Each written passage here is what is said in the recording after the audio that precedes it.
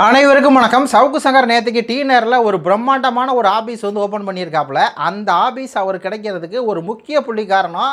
உடனே நினச்சிடாதீங்க டி நேர் எம்எல்ஏ வந்து புஷி ஆனந்த் தான், அவர் தான் அந்த முக்கிய புள்ளின்னு சொல்லி உள்ள காணொலியில் போய் அது யார் அந்த முக்கிய புள்ளின்னு சொல்கிறேன். இன்னொரு பக்கம் சிம்பு அவர்களும் சுரேஷ் காமாட்சி அவர்களும் அந்த ஆஃபீஸை போய் திறந்து வச்சுருக்காங்க. சவுக்கு சங்கர் அப்படின்னாலே ஒரு மானங்கெட்டவர் அப்படின்னு சொல்லி ஊருக்கே தெரியும். அவர் ட்ராக் ரெக்கார்டு எடுத்து பார்த்தா அவர் பக்கத்தில் யாருமே போக மாட்டாங்க. ஏன்னா 1ஆம் நம்பர் ஃப்ராடு அப்படின்னா அது சவுக்கு சங்கர்னு தெரியும். எப்படி சிம்பு போனார், எப்படி சுரேஷ் காமாட்சி போனார், இதில் சுரேஷ் காமாட்சி அவர்கள் அண்ணன் சீமானுக்கு நெருக்கமாச்சு எப்படி அப்படிங்கிறது குறித்து இந்த காணொலியில் விரிவாக பார்க்கலாம். அதுக்கு மேலே நம்ம சேனலை வந்து லைக் பண்ணி சப்ஸ்கிரைப் பண்ணிடுங்க. ஏன்னா அவங்களாம் ரூட் மாஃபியை வச்சு வளர்கிறாங்க, நம்ம சொந்த உழைப்பில் தானே வளரணும், அதுக்கு தான் நம்ம கேட்குறது. சரி, ஃபஸ்ட்டு சவுக்கு சங்கருக்கு டி நேரில் ஒரு நல்லா ஒரு ஃபஸ்ட்டு ஃப்ளோரில் நல்ல ஃபேசியஸோட நல்ல ஹை குவாலிட்டி கேமரா, அப்புறம் வந்து கம்ப்யூட்ரு, ஹை குவாலிட்டி வந்து அந்த என்ன சொல்லுவாங்க வாய்ஸு ரெக்கார்ட் பண்ணுறதுக்கு உண்டான studio setup, correct studio setup அது போட்டிருக்காப்புலங்க. டி நேரில் கிட்டத்தட்ட அதோட மதிப்பு வந்து 50 லட்சம் அப்படிங்கிறாங்க. 50 லட்சம் எப்பட்றா 50 லட்சம் சவுக்கு சங்கர காசு வந்துச்சு அப்படின்னு சொல்லி பார்க்கும்போது முக்கிய புள்ளி தான் காரணம், முக்கிய புள்ளி தான் காரணம், முக்கிய புள்ளி தான் காரணம்னு சொல்கிறாங்க. 50 லட்சமா? 50 லட்சம் எப்படி சவுக்கு சங்கருக்கு? இப்போ தான் சவுக்கு சங்கர் சிறைக்கு போயிட்டு வந்தார். ஒரு பட தயாரிப்பாளர்கிட்ட மிரட்டி காசு வாங்கினார். அதன் மூலியமாக சிறைக்கு போனார். அப்போ போலீஸ் பல அக்கௌண்ட்டுகளை சீஸ் பண்ணிட்டாங்க. அப்படி இருந்து எப்படி அப்படிங்கும்போது தான் நம்மளுக்கு கிடைச்ச தகவல் என்ன அப்படின்னா, ஒரு குறிப்பிட்ட அமைச்சர், அவர் விஜய் அவர்கள் பக்கத்தில் ரொம்ப நெருக்கமாக இருக்கக்கூடிய ஒரு அமைச்சர், அந்த அமைச்சரை சமீபத்தில் போய் சவுக்கு சங்கர் சந்திச்சிருக்காரு. போய் சந்தித்து என்ன பண்ணியிருக்காருன்னா, நான் வந்து தாவே காக்க ஆதரவாக நான் இதுக்கு மேலே பேசுகிறேன், விஜய் அவர்களுக்கு ஆதரவாக நான் பேசுகிறேன் அப்படின்னு சொல்லியிருக்கார். உடனே அப்படிங்களா, நீங்கள் பேசுகிறீங்களா, சரிங்க, அப்போ என்ன வேணும், எனக்கு சில விஷயங்கள் செஞ்சு கொடுக்கணும், செஞ்சு கொடுத்துருங்களேன். என்ன சில விஷயங்கள்? எனக்கு ஒரு நல்ல பந்தாக ஒரு ஸ்டூடியோ வேணும், நாங்கள் ஒரு 10 பேர் இருக்கோம், எங்களுக்கு சில லட்சங்கள் வந்து கொடுங்க அப்படின்ட்டு எல்லாம் வந்து பார்த்திங்கன்னா அந்த அமைச்சர் மூலியமாக சவுக்கு சங்கருக்கு சில லட்சங்கள் பாய்ச்சப்பட்டிருக்கு. உங்களுக்கு ஏற்கனவே தெரியும், அதிமுக இதுக்கு தான் மாதிரி தான் சவுக்கு சங்கர் சப்போர்ட் பண்ணார். அப்போது அண்ணன் சாட்டை சொன்னதா ராஜ் சத்யன் அதிமுகவுடைய ஐடி விங்கு அவர் மூலியமாக அவரோட இடம் பார்த்து செட்டப் பண்ணி ஸ்டூடியோலாம் கொடுத்துட்டு அதே மாதிரி ஒரு செட்டப் பார்த்து வந்து ஒரு அமைச்சராக இருக்கார், அவர் எம்எல்ஏவாக இருக்கார். இன்னும் சொல்ல போனால் விஜய் அவர்கள் நெருக்கமாக இருக்கார். அவரை போய் சந்திச்சா அது டி நேரில் எப்படிங்க? டி நேர் எவ்வளோ ஒரு ரஷ்ஷான ஏரியா, அங்கெல்லாம் ஒரு பில்டிங் கிடச்சா அப்படியே அவ்வளோ காசு, வாடகைக்கு இருந்தாலே அவ்வளோ காசு. அதில் சவுக்கு சங்கருக்கு ஃபஸ்ட்டு மாடியில் நல்லா பெரிய ஸ்டூடியோவாக இருக்குது அப்படின்னா யோசிச்சுக்கோங்க.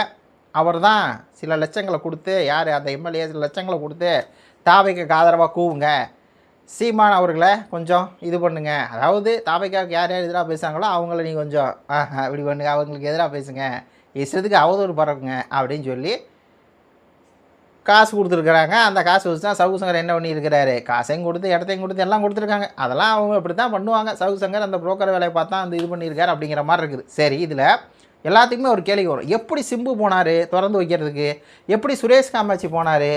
ஏன்னா சவுக்கு சங்கர் அப்படிங்கிறது ஒரு மானங்கெட்டவர்னு ஊருக்கே தெரியும். இப்போ பார்த்தீங்கன்னா அதிமுகவுக்கு சப்போர்ட் பண்ணுறாரு சவுக்கு சங்கர். அது எடப்பாடி என்ன பண்ணுறாருன்னா, சவுக்கு சங்கர் அம்மா வீட்டில் இருக்காங்க, சாக்கடை ஊற்றப்படுது, முதல் ஆளை குரல் கொடுக்குறாரு எடப்பாடி. அதே மாதிரி சவுக்கு சங்கர் சிறைக்கு போகிறாரு. சிறைக்கு போனப்போ பெயிலில் அவரை பல லட்சம் செலவு பண்ணி பெயிலில் எடுத்த யார்?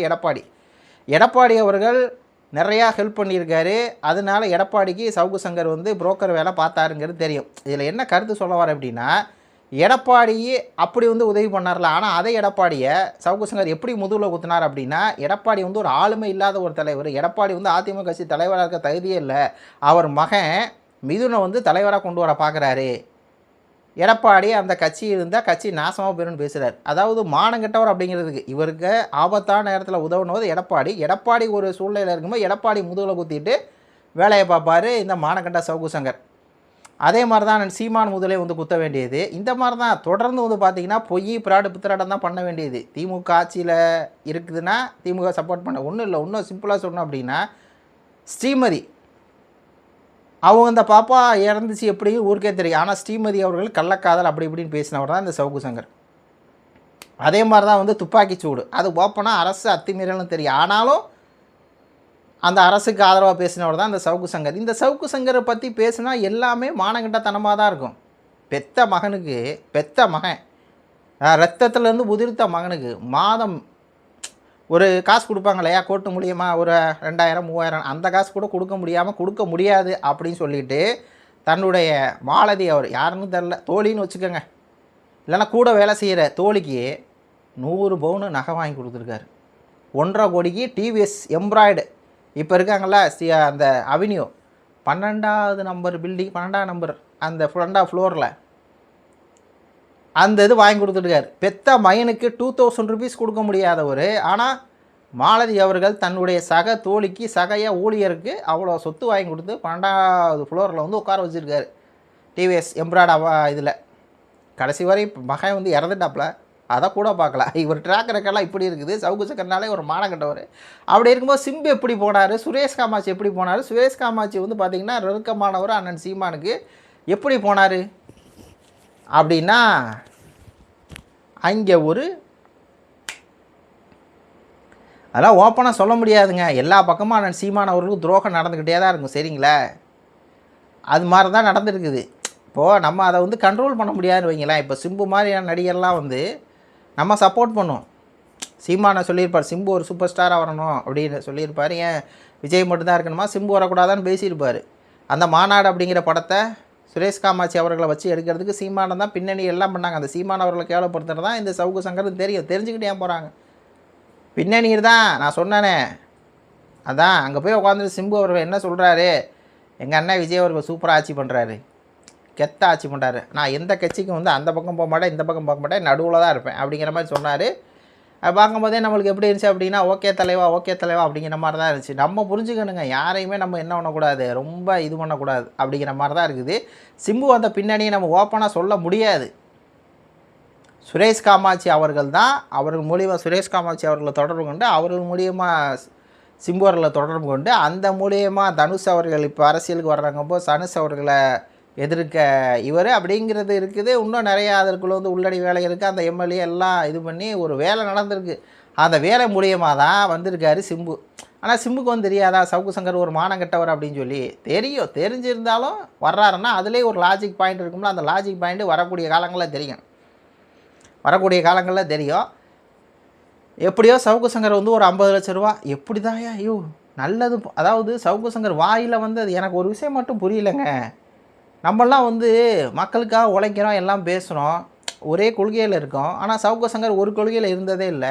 அதிமுகவுக்கு ஆதரவும் பேசுவாப்புல, திமுக ஆதரவும் பேசுவாப்புல, பாஜக ஆதரவும் பேசுவாப்புல, தாவக ஆதரவும் பேசுவாப்புல. ஆனால் எப்படி அதான் அந்த மக்கள் வந்து விரும்புகிறாங்க நம்மளுக்கே தெரில. சவுக்கு சங்கர் ஒரு புரோக்கர்னு ஊருக்கே தெரியும். இப்போ அவர் ஏன் தாவக்காவுக்கு ஆதரித்து பேசியிருக்காரு அப்படிங்கிறது எல்லாம் தெரியும். தெரிஞ்சிருந்து ஏன் அந்த மக்கள் வியூஸை வந்து கொடுத்து ஏன் பார்க்குறாங்க? அதான் இந்த மக்களை நம்ம வந்து விட்டுருங்க. உங்கள் கருத்துக்களை சொல்லுங்கள். நன்றியே வணக்கம். ஆனால் நம்ம புரோக்கர் சங்கரை எக்ஸ்போஸ் பண்ணிக்கிட்டே தான் இருப்போம் அந்த மக்களை எப்படி இருந்தாலும். நன்றியே வணக்கம்.